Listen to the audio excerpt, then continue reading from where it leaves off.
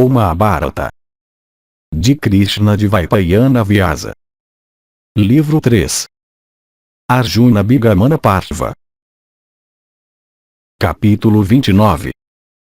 Yudhishthira fala sobre perdão e raiva.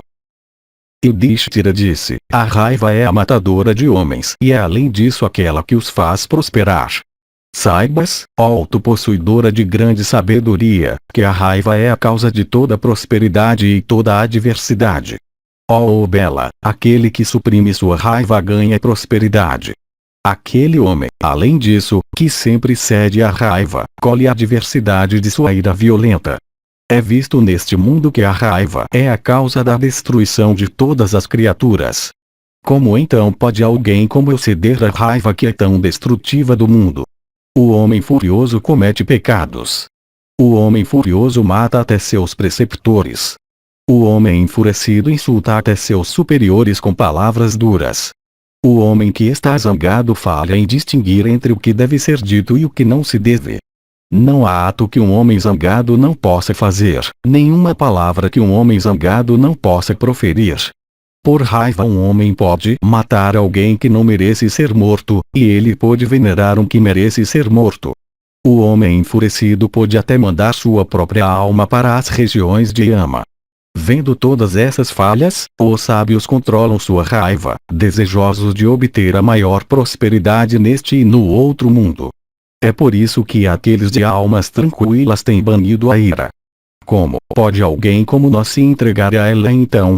Ó filha de Drupada, refletindo sobre tudo isso a minha raiva não é excitada. Aquele que não age contra um homem cuja raiva está agitada salva a si mesmo como também outros de grande perigo. Realmente, ele pode ser considerado como um médico dos dois, isto é, dele mesmo e do homem enraivecido.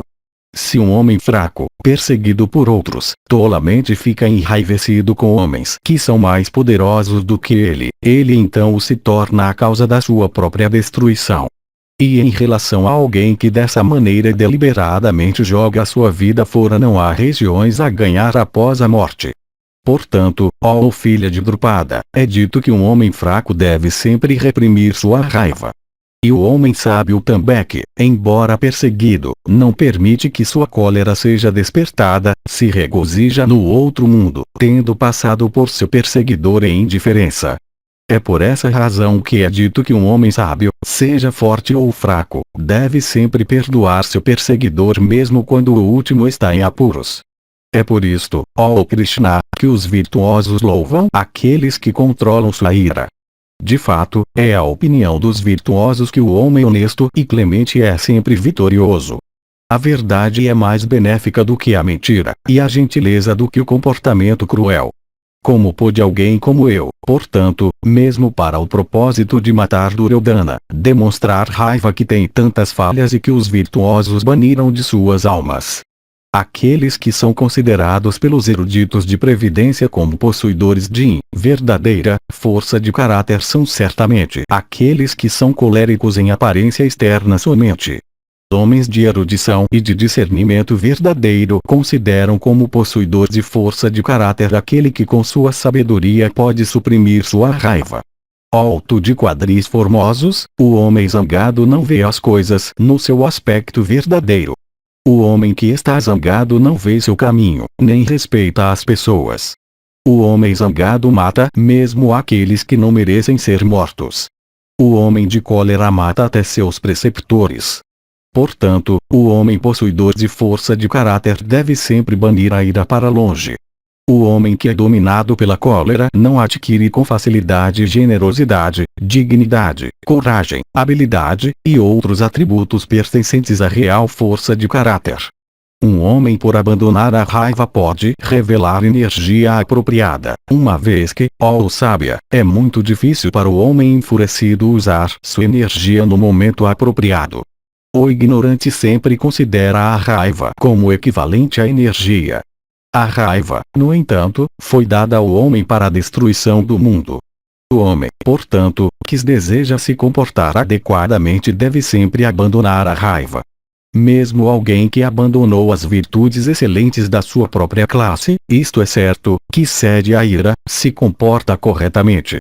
Se tolos, de mente sem conhecimento, violam os limites em todos os aspectos, como, ó o impecável, pode alguém como eu violar, como eles? Se entre os homens não houvesse pessoas iguais à terra em perdão, não haveria paz entre os homens, mas conflito contínuo causado pela ira. Se o ofendido devolve suas ofensas, se alguém castigado por seu superior castigasse seu superior em retorno, a consequência seria a destruição de todas as criaturas, e o pecado também prevaleceria no mundo.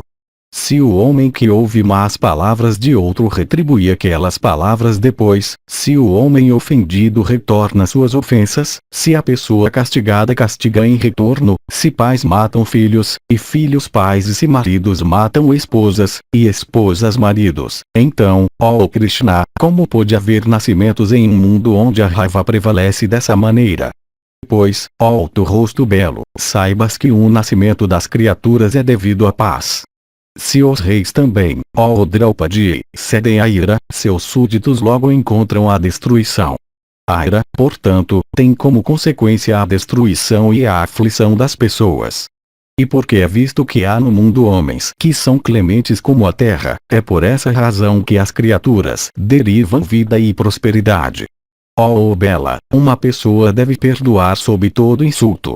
É dito que a continuação da espécie é devido ao homem ser clemente.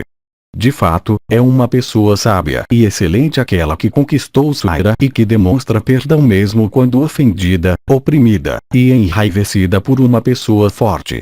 O homem de poder que controla sua ira tem, para seu desfrute, numerosas regiões eternas, enquanto aquele que é zangado é chamado de tolo, e encontra a destruição neste e no outro mundo.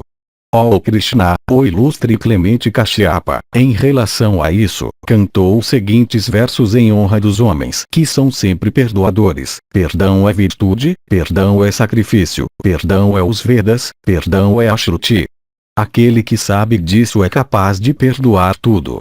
Perdão é Brahma, perdão é verdade, perdão é mérito ascético acumulado, o perdão protege o mérito ascético futuro, perdão é ascetismo, perdão é santidade, e pelo perdão o universo é mantido unido. Pessoas que são clementes alcançam as regiões obteníveis por aqueles que realizam sacrifícios meritórios, ou aqueles que são bem familiarizados com os Vedas, ou aqueles que têm grande mérito ascético. Aqueles que realizam sacrifícios védicos, como também aqueles que realizam os ritos meritórios de religião, obtêm outras regiões. Homens de perdão, no entanto, alcançam aquelas regiões muito adoradas que estão no mundo de Brahma. Perdão é o poder dos poderosos, perdão é sacrifício, perdão é quietude mental. Como, ó Krishna, alguém como nós pode abandonar o perdão, que é assim, e no qual estão estabelecidos Brahma, e a verdade, e a sabedoria e os mundos? O homem de sabedoria deve sempre perdoar, pois quando ele é capaz de perdoar tudo ele alcança Brahma. O mundo pertence àqueles que são perdoadores, o outro mundo também é deles. O clemente obtém honras aqui, e um estado de bem-aventurança após a morte. Aqueles homens que sempre controlam sua raiva através do perdão alcançam as regiões mais elevadas. Portanto é dito que o perdão é a maior virtude. Esses são os versos cantados por Kashyapa a respeito daqueles que são sempre clementes. Tendo escutado, ó Draupadi, esses versos a respeito do perdão, fica contente. Não cedas a tua ira.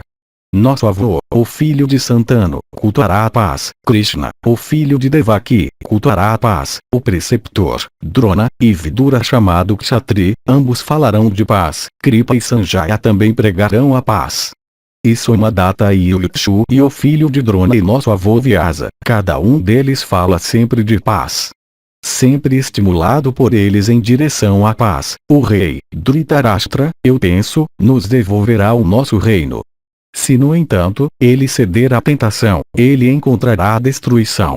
Ó Senhora, chegou uma crise na história dos Bharatas para mergulhá-los em calamidade. Essa é minha conclusão indubitável desde algum tempo antes. Suryodhana não merece o reino. Portanto ele é incapaz de ter clemência. Eu, no entanto, mereço a soberania e portanto a clemência tomou posse de mim. perdão e bondade são as qualidades dos controlados. Elas representam a virtude eterna. Eu, portanto, realmente adotarei essas qualidades. Capítulo 30. Draupadi se queixa mais sobre o destino. Draupadi disse: eu me curvo a Datri e Vidatri que nublaram a tua compreensão dessa maneira. Considerando a responsabilidade que tu tens que carregar, tu pensas diferentemente dos costumes dos teus pais e avós. Influenciados pelas ações, os homens são colocados em diferentes situações de vida. As ações, portanto, produzem consequências que são inevitáveis. A emancipação é desejada por mera insensatez. Parece que o homem nunca pode obter prosperidade neste mundo por meio de virtude, bondade, perdão, franqueza e medo de crítica. Se não fosse assim, ó Bharata, essa calamidade insuportável nunca teria alcançado a ti que és tão indigno disso, e esses teus irmãos de grande energia. Nem naqueles dias de prosperidade nem nesses dias de adversidade, ó Bharata, tu conheceste alguma coisa tão cara para ti quanto a virtude, a qual tu sempre consideraste como mais preciosa para ti do que a vida. Que o teu reino é para a virtude somente, que a tua vida também é para a virtude somente, é sabido pelos Brahmanes e teus superiores e mesmo pelos celestiais. Eu acho que tu podes abandonar Bhimasena e Arjuna e esses gêmeos filhos de Madri junto comigo mesma, mas tu não podes abandonar a virtude. Eu tenho ouvido que o rei protege a virtude, e a virtude, protegida por ele, o protege, em retorno. Eu vejo, no entanto, que a virtude não te protege. Como a sombra perseguindo um homem, teu coração, ó tigre entre homens, com propósito único, sempre procura a virtude. Tu nunca desrespeitaste os teus iguais, e inferiores e superiores. Obtendo até o mundo inteiro, o teu orgulho nunca aumentou. Ó filho de Prita, tu sempre cultuaste Brahmanes, e deuses, e os Pitris, com os Vadas e outras formas de culto. Ó filho de Prita, tu sempre gratificaste os Brahmanes por realizar todos os desejos deles. Iates e sannyasis e mendicantes de vidas familiares sempre foram alimentados na tua casa em pratos de ouro onde eu distribuía alimento entre eles.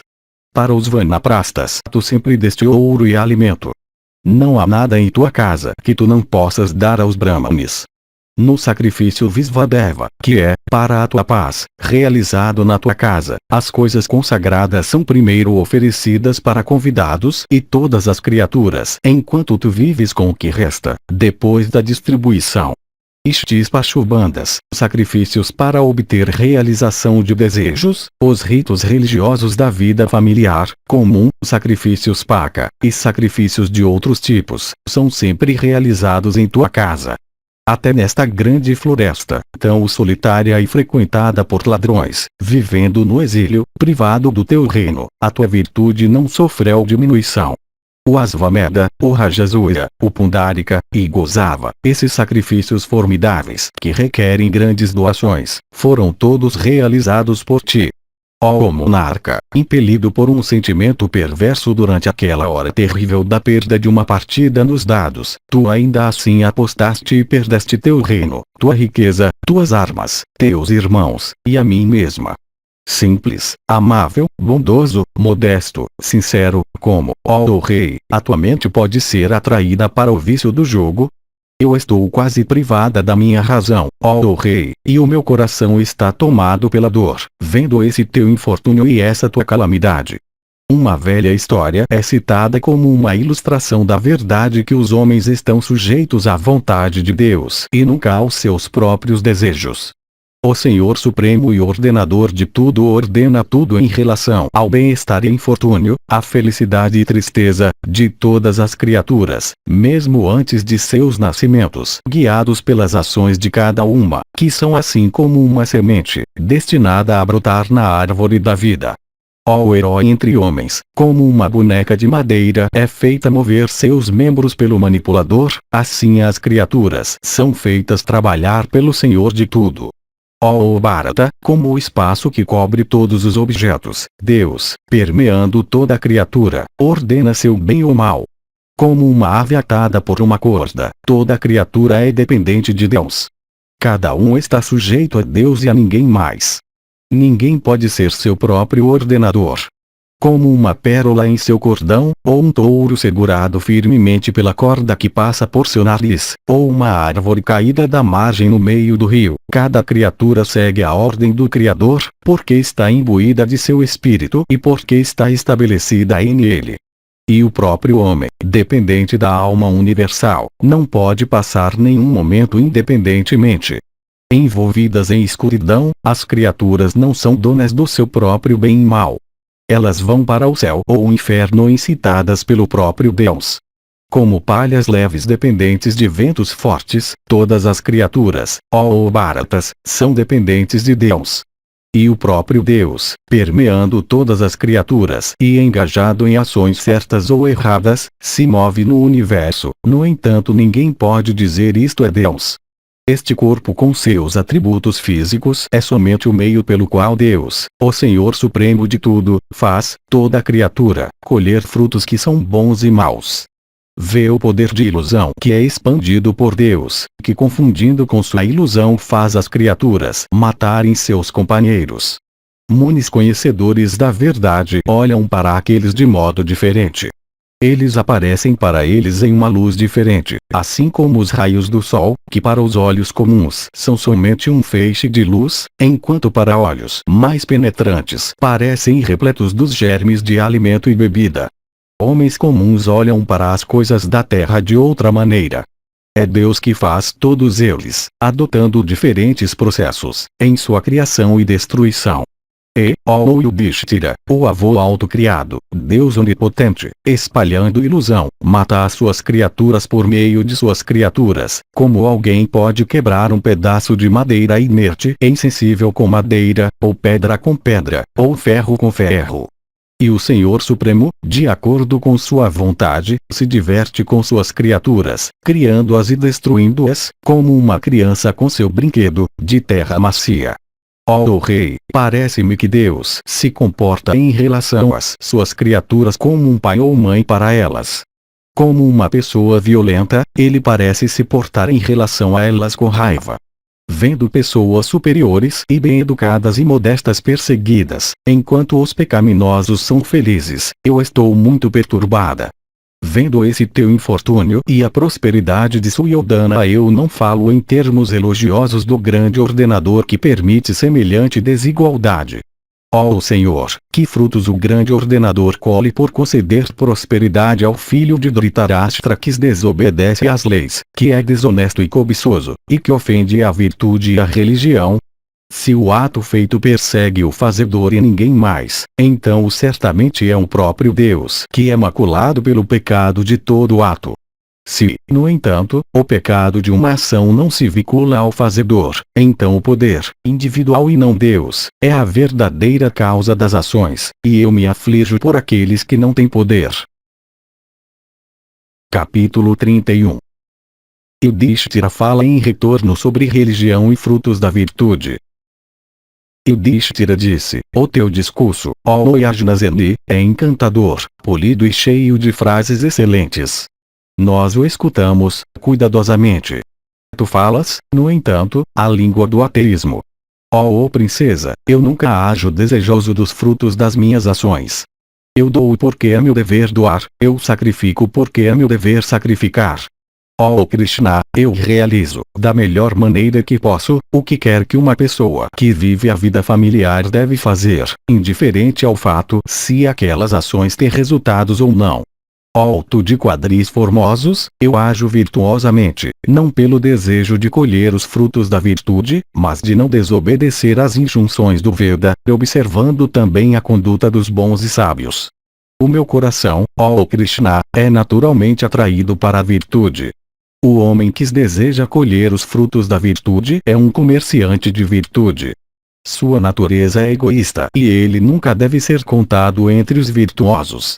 Nem ele deve alguma vez obter os resultados das suas virtudes. Nem aquele de coração pecaminoso, que tendo realizado uma ação virtuosa duvida em sua mente, obtém os frutos de sua ação, por causa do ceticismo dele. Eu falo para ti, sob a autoridade dos Vedas, a qual constitui a maior prova em tais questões, que tu nunca deves duvidar da virtude. O homem que duvida da virtude está destinado a tomar seu nascimento na espécie bruta. O homem de compreensão fraca que duvida da religião, da virtude ou das palavras dos rishis é excluído das regiões de imortalidade e felicidade, como os sutras dos Vedas. Ó inteligente, se uma criança nascida de uma boa linhagem estuda os Vedas e se comporta virtuosamente, sábios reais de comportamento virtuoso o consideram como um sábio idoso, apesar de sua idade.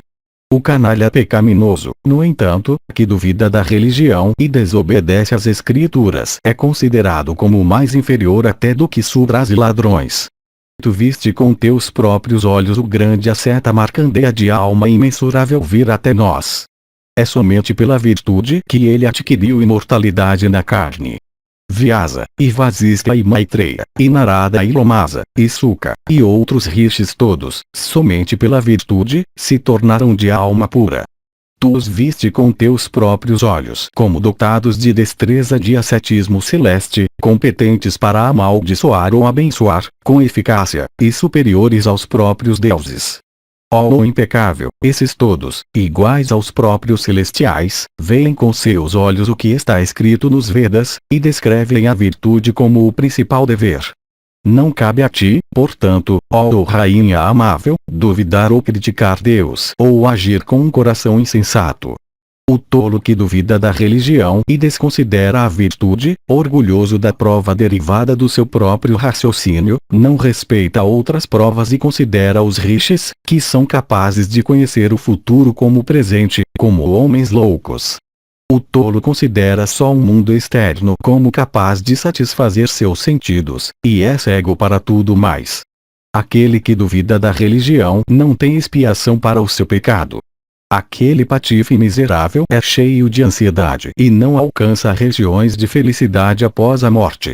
O recusador de evidências, um difamador da interpretação das escrituras védicas, um transgressor incitado por luxúria e cobiça, aquele tolo vai para o inferno. Ó amável, por outro lado, aquele que sempre nutre a religião com fé obtém felicidade eterna no outro mundo. O tolo que não nutre a religião, contrariando as provas oferecidas pelos rishis, nunca obtém prosperidade em nenhuma vida, por tal transgressão das escrituras. É certo, ó bela, que para aquele que não considera as palavras dos rishis ou a conduta dos virtuosos como prova, nem este nem o outro mundo existem. Não duvida, ó Krishna, da religião antiga que é praticada pelos bons e moldada por rishis de conhecimento universal e capazes de ver todas as coisas. Ó filha de Drupada, a religião é a única balsa para aqueles desejosos de ir para o céu, como um navio para comerciantes desejosos de cruzar o oceano.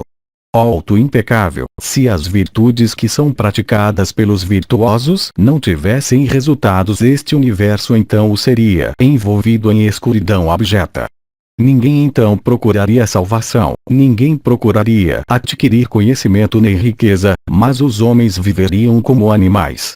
Se ascetismo, austeridades da vida celibatária, sacrifícios, estudo dos Vedas, caridade, honestidade fossem todos inúteis, os homens não teriam praticado a virtude geração após geração. Se as ações fossem todas infrutíferas, uma confusão terrível se seguiria. Porque então rishis e deuses e gandharvas e rakshasas, que são todos independentes das condições humanas, apreciam a virtude com tal afeição? Sabendo por certo que Deus é o concessor de resultados em relação à virtude, eles praticam a virtude neste mundo. Isso, ó Krishna, é a eterna fonte de prosperidade. Quando os frutos do conhecimento e ascetismo são vistos, virtude e vício não podem ser infrutíferos. Lembra-te, ó Krishna, das circunstâncias do teu próprio nascimento como tu soubeste delas, e recorda também a maneira na qual Drishtadyumna de grande bravura nasceu. Essas, ó tu de doces sorrisos, são as melhores provas dos frutos da virtude. Aqueles que têm suas mentes sob controle colhem os frutos de suas ações e estão contentes com pouco. Os tolos ignorantes não se contentam nem com muito que eles conseguem aqui, porque eles não têm a felicidade nascida da virtude para obter no mundo futuro. A infertilidade das ações virtuosas ordenadas nos Vedas, como também de todas as transgressões, a origem e a destruição de ações são, ó bela, misteriosas até para os deuses. Elas não são conhecidas por ninguém. Homens comuns são ignorantes a respeito delas. Os deuses mantêm mistério, pois a ilusão que cobre a conduta dos deuses é ininteligível. Aqueles regenerados que destruíram todas as aspirações, que construíram todas as suas esperanças sobre votos e ascetismo, que queimaram todos os seus pecados e obtiveram mentes onde busca e paz e santidade moram, compreendem todas elas.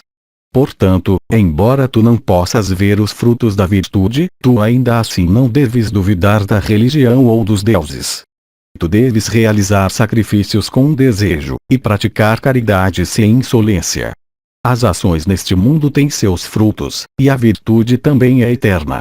O próprio Brahma disse isso aos seus filhos espirituais, como testificado por Kashyapa. Que a tua dúvida, portanto, ó Krishna, seja dissipada como neblina. Refletindo sobre tudo isso, que o teu ceticismo dê lugar à fé. Não calunies Deus, que é o Senhor de todas as criaturas. Aprende como conhecê-lo. Reverencia a Ele. Não deixes que a tua mente seja assim. E, ó Krishna, nunca desconsideres aquele ser supremo por cuja graça o homem mortal, através da piedade, alcança a imortalidade.